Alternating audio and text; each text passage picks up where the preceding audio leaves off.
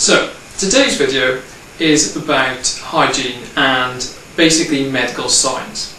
Now, I'm not sure what people think of what medical science was like thousands of years ago. I'm talking about Old Testament times, really.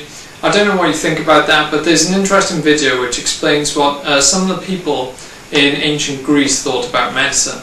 And that's actually a QI video, and I'll put a link on here and you can have a look at it after.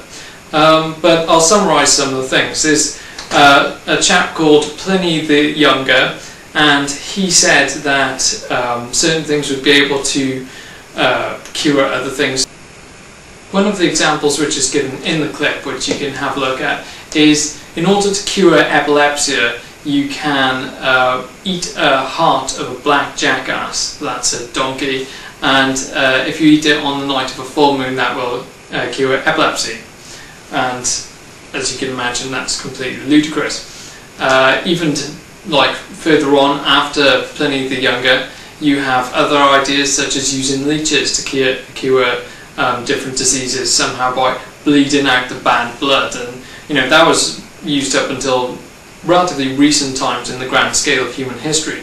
So as we can see, human knowledge up until possibly the last 200 years has been absolutely dire when it comes to medical science. It hasn't been a science, it has been absolutely useless. Like I say, the idea 2,000 years ago of eating a heart of a donkey was going to cure epilepsy was a perfectly acceptable suggestion, whereas now we know that to be useless. And now, in the context of that, I want to discuss what the Bible says about hygiene and medical science. Now, if you look at the Old Testament, it says a number of things. In the context of hygiene, it says that you should only eat certain animals. For example, pigs are out, and we now know that pigs have a much higher amount of bacteria in their flesh than many other creatures do. I mean, if you ate a raw pork chop or raw bacon, and then you ate raw beef, you could really see the difference. People eat raw beef all the time. If you ate raw pork, you probably end up dying. So it says you're not allowed to eat pigs. It says you're not allowed to eat shellfish, and even today it's very difficult to ensure that shellfish don't have any biotoxins in them.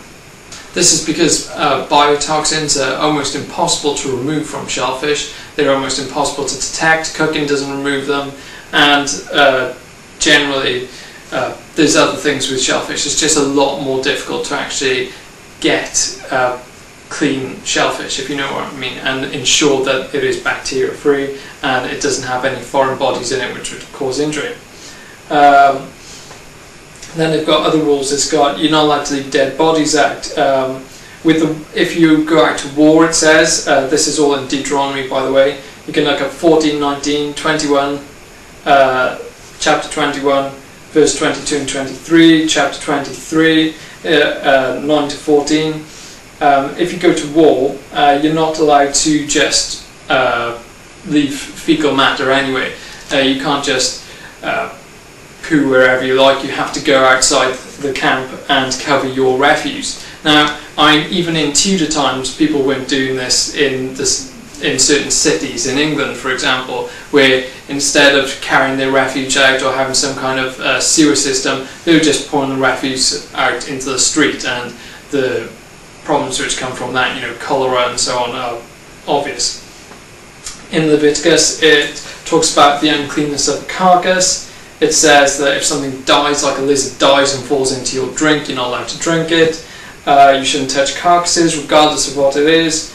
It says if your house gets infected, there's something growing on the walls, then you shouldn't live there. It says there's sexual rules against incest and that sort of thing. And it says that you shouldn't work all the time. And that's in Deuteronomy 5, 12 and 15. So what's the point that I'm trying to get past here? In hindsight, every single one of these rules makes sense. You know why you shouldn't leave dead bodies out. If they start collecting bacteria, they start breaking down, you catch all sorts of things off it. Now we know that you have to be very, very careful how you cook and prepare certain foods, because if you don't do it properly, it'll kill you. If you've got excrement, it has to be dealt with in an appropriate way. That's why we've got sewer systems. If not, it's filled with bacteria. Pretty much all these things, right down to the rules about working too hard, or incest, or fungus and other things growing on the walls of your house. All these things now make perfect sense in the light of science. Now the question I want to ask is, how could someone have possibly known all those things when medical science didn't exist, without actually being the one who designed the world? The knowledge that we'd come up with outside of the Bible is ludicrous. It wasn't knowledge at all. Medical science didn't exist, and yet somehow, thousands of years before any of this, some people knew that bodies were bad. They knew that you shouldn't cover refuse. Now they obviously didn't work out themselves, because if they did work out themselves, then why on earth didn't the Tudors work it out? Why didn't the ancient Greeks work it out? No one else worked this out. Only the Israelites, who had this written and given to them in the form of the Bible. If they couldn't work it out, because if they did, they would have shown their workings, as it were. They would have said, oh, this is because of this, this and this. But they don't. They don't have any context. It just says, don't do these things, this is the command from God. And then thousands of years later, when we know about germs, when we know about bacteria, when we know about viruses, when we know about biotoxins, all of a sudden these things make sense. Now why is that?